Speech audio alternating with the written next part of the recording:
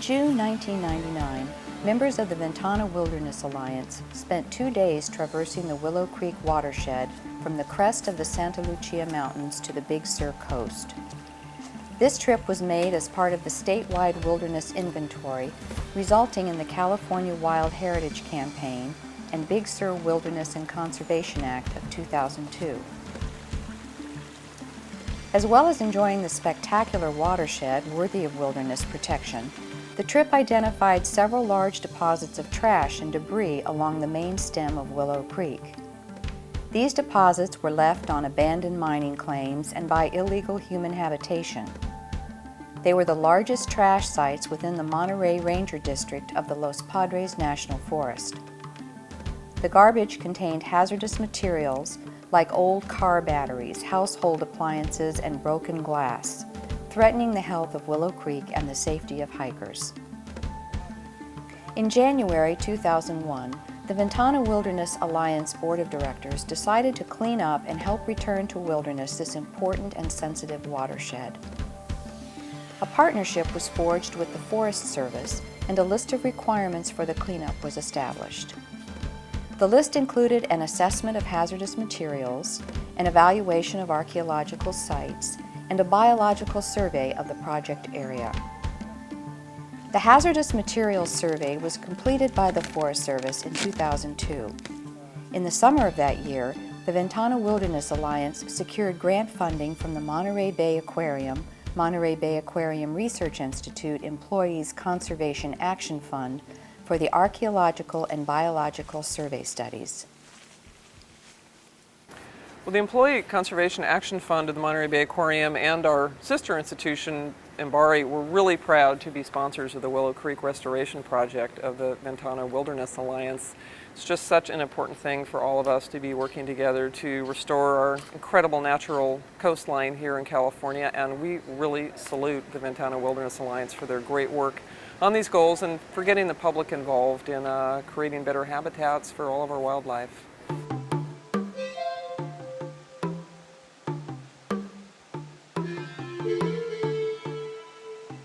The archaeological report required that some of the artifacts on the Hobbit Mine site should be left in place as part of the historic heritage of the area. It was noted that care should be taken while removing the household trash in order to protect the dry laid stone retaining wall left from the mining era.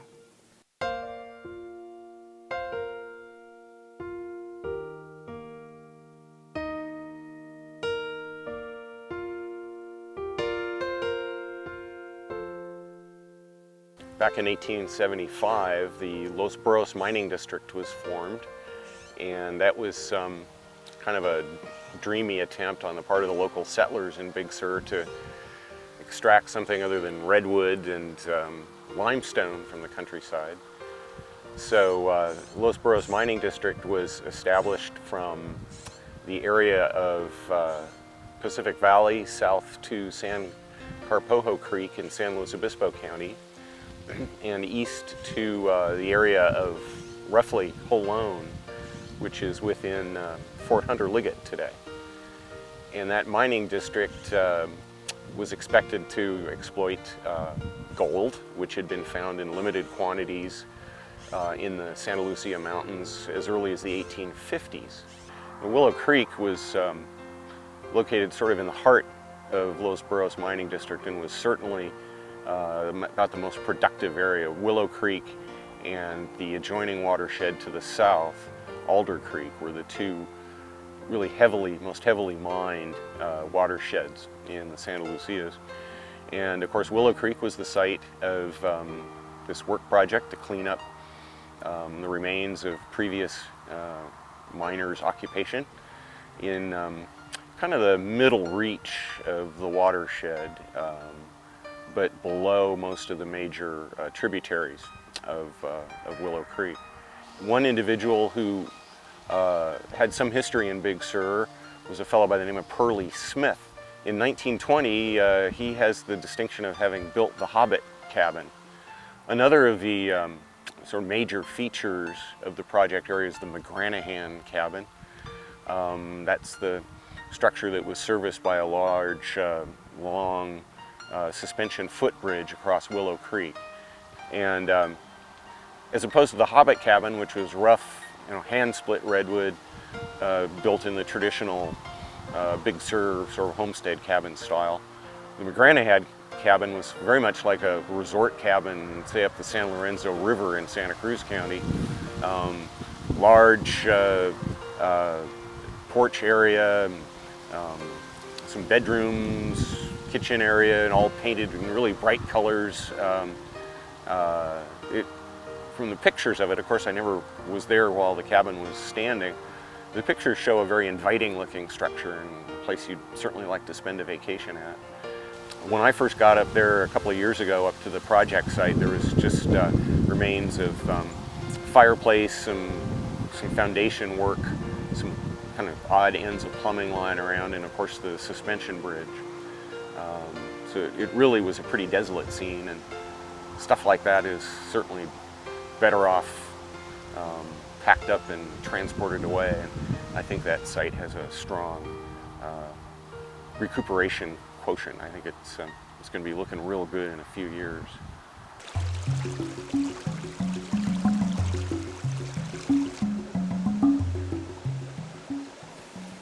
The biological survey restricted the number of stream crossings until after June to protect steelhead salmon.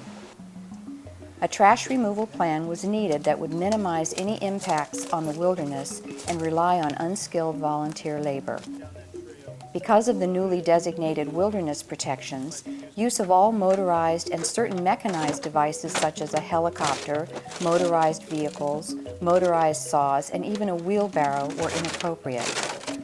Other challenges included the need to reduce trash to manageable sizes and how best to handle diverse materials such as metal and steel water piping, corrugated fiberglass sheets, and deteriorating car batteries. Portable oxygen acetylene cutting torches could be used in the wilderness area to cut machinery to a manageable size and weight only until the fire season began. Other tools that could be used were sledgehammers and an impact cable cutter. Woven fiberglass feed bags closed with plastic cable ties were selected to package small loose material like household trash and broken glass. These are actually feed bags. At least that's the primary use of them. And one of our members has a bunch of horses and recommended that we consider them. And then we're using these plastic cable ties to secure the trash bag. There it is. Pretty compact package to pack out of the backcountry. For the deteriorating car batteries, plastic boxes with snap-on lids were used, then sealed with duct tape. Duct tape was also used to bundle loose items like cut lengths of pipe. Milled lumber from the lapidary shop and suspension bridge would be burned on site during the wet season by Forest Service fire personnel.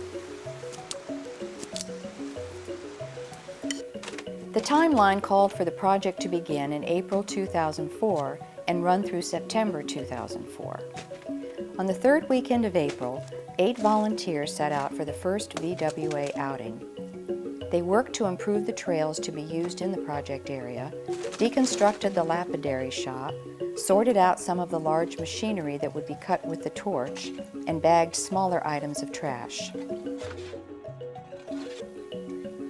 Next, on the first weekend in May, 8 volunteers, including 2 welders, cut all of the large items at the McGranahan cabin site and the lapidary shop to backpack size. With the start of the fire season fast approaching, there was no time to lose getting the field work started, and in particular doing the necessary cutting torch work.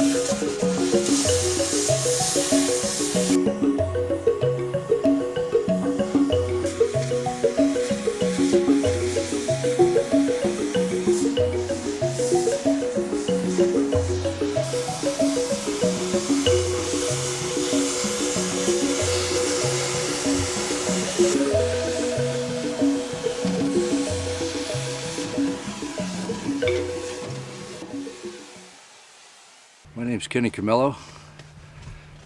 first walked into this canyon in the spring of 1970. I lived here from 1970 to 1983. We had the black fur jade mines.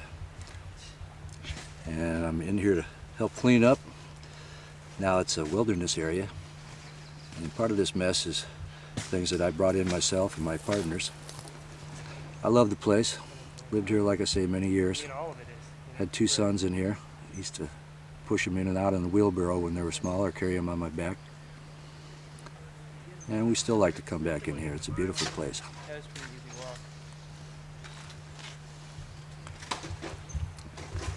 We get rid of all the signs of human habitation back in here. 50, 100, 200, 300 years from now, it'll still be a beautiful place. Game carrier backpacks were selected to transport garbage loads from deep in the wilderness to interim staging areas and later to the trailhead where a truck would move garbage out to a dumpster.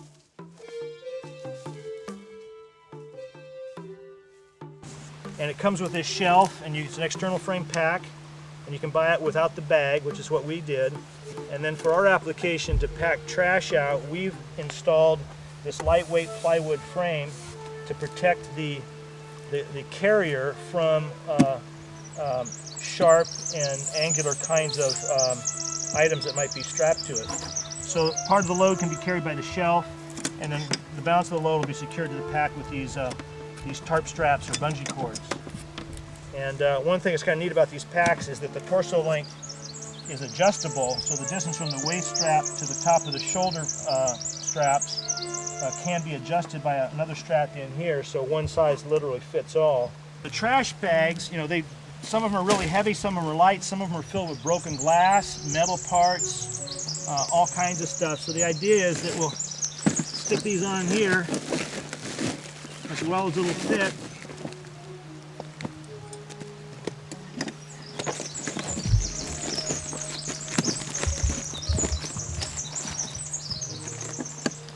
Strap them on with the bungee, and in some cases, if the load's light enough, I think we could actually put a second one on and let the achieve maximum volume for the load rather than have it dictated by the weight. And that'd be ready to go out. On the weekend of May 29 and 30, 2004, 8 volunteers moved 70 backpack loads of bagged trash, bundles of piping and corrugated fiberglass sheets, and machinery parts from the lapidary shop area to the staging area at the McGranahan cabin site. Time was also spent bagging small items, including the remnants of an old burn pile that included some particularly nasty tidbits.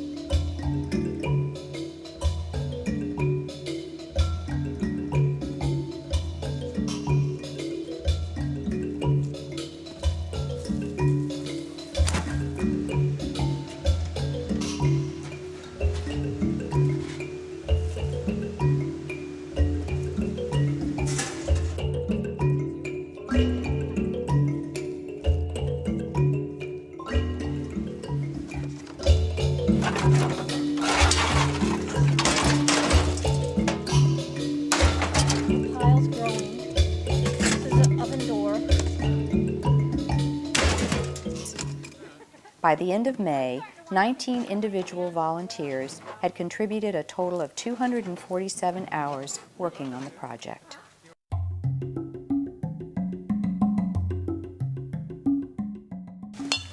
On a weekend in early June, a crew of VWA volunteers began bagging the trash at the Hobbit Plain.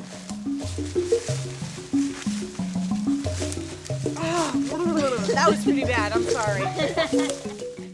By day's end, they had filled over 70 bags of trash and stockpiled them for future transport from the wilderness.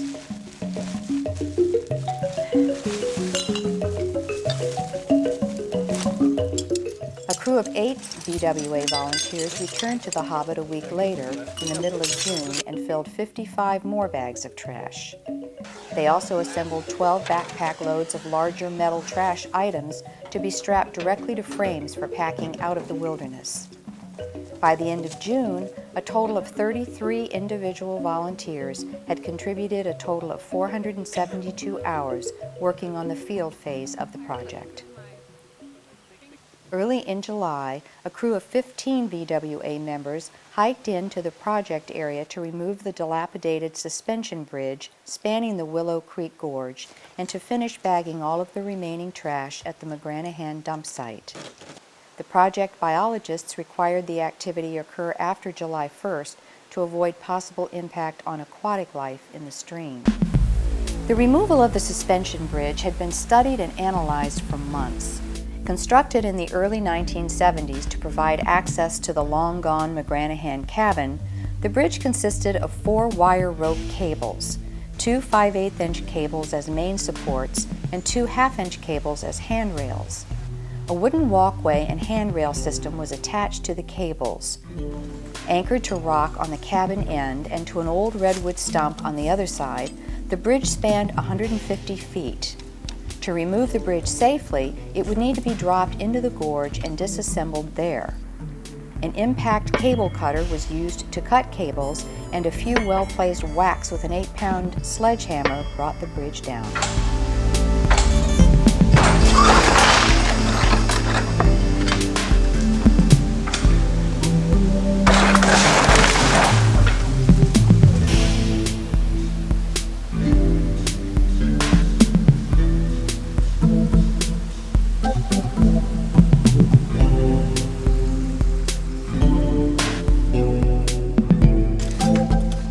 Wooden decking and railing attachments were removed from the cables, cables cut to manageable lengths, and all the old nails and other pieces of hardware gathered from the creek bed and gravel bar.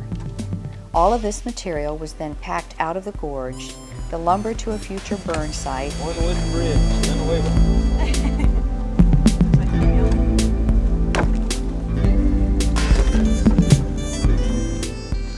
and the hardware to a stockpile to be packed out by volunteers. The big haul, scheduled for the weekend of July 30th, would see the stockpiled trash finally packed out of the forest.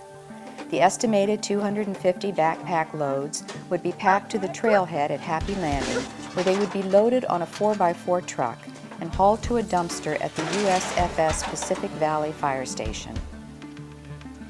A Tyrolean traverse and lightweight gondola were used to move loads across the deep Willow Creek Gorge from the McGranahan cabin site.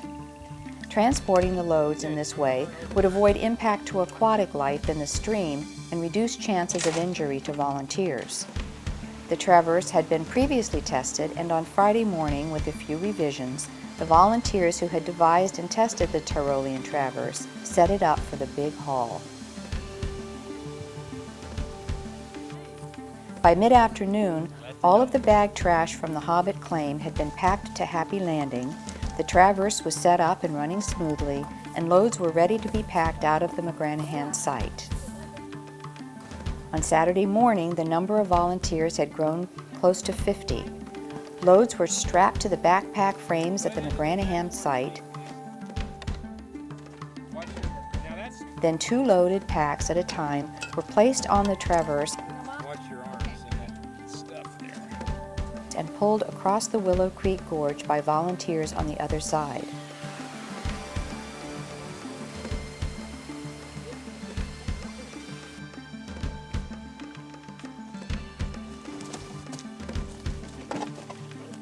There, waiting backpackers strapped the loaded packs onto their backs for the hike up the hill to Happy Landing. By day's end, all the loads stockpiled at the McGranahan site had been moved across on the traverse and out to the Happy Landing trailhead.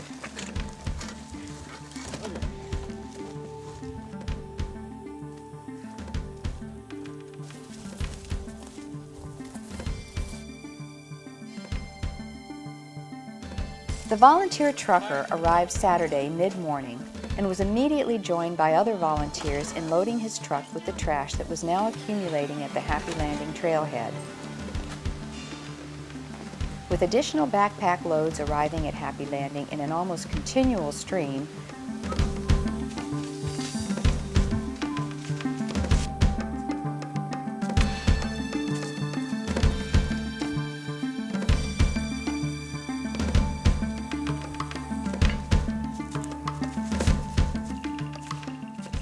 the volunteers filled the truck to capacity for each of its 3 trips to the 40 cubic yard dumpster at the Pacific Valley Fire Station.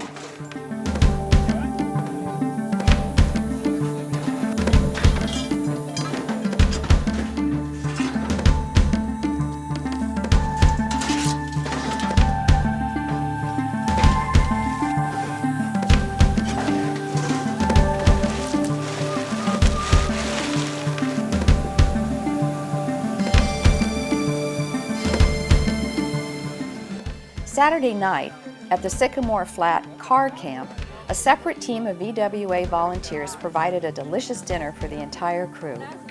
The meal included green salad, garlic bread, chicken chili verde, vegetarian chili verde, rice, black beans, barbecue tri-tip, sausages, and frozen fruit sorbet kept cold on dry ice over pound cake.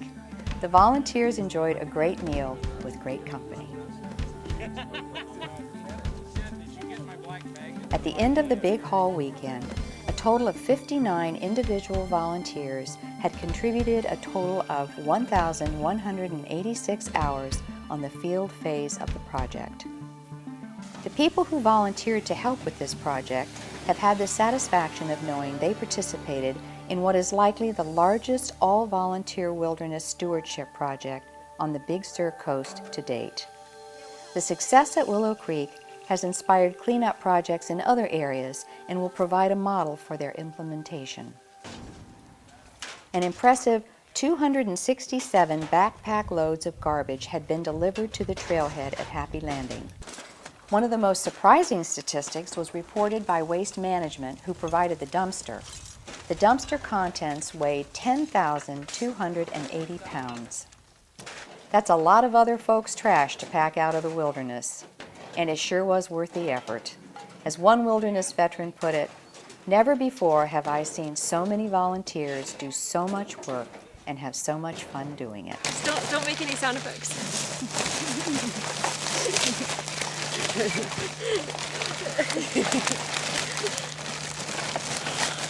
It's not gonna make it, is it? No, Yes.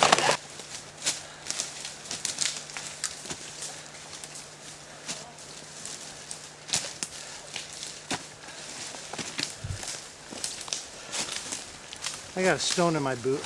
I'm gonna get out. Quit whining, bitch.